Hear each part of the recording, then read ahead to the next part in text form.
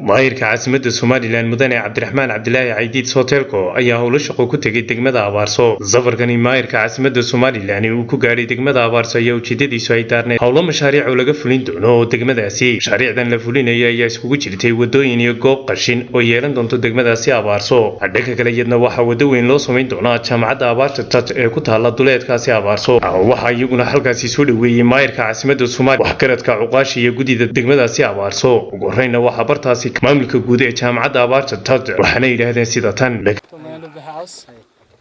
up to the top of this bridge here and then all the way forward to the end of the point here. About the university. Right. With regards to the dump site, Yep. And which then, which is really the most very important short right time, now, short the term, road yeah. and the dump site are the most urgent.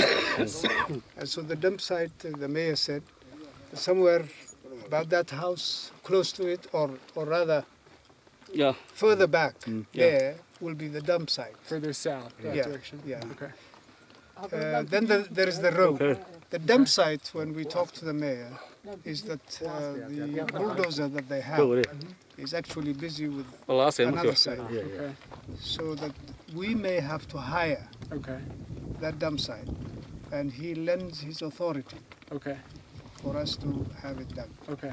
You understand? Yeah, we can hire the company as long as we're sure that they won't. kale maayirka caasimadda Somaliland mudane Cabdiraxmaan Cabdilaahi Caydiid Sooteelko oo isna goobtaasi ka hadlaya waxa uu sida tan jaamacadda Abaarso tag iyo halkan ay madaxii iyo gudidii iyo deegaankiiba wada joogaan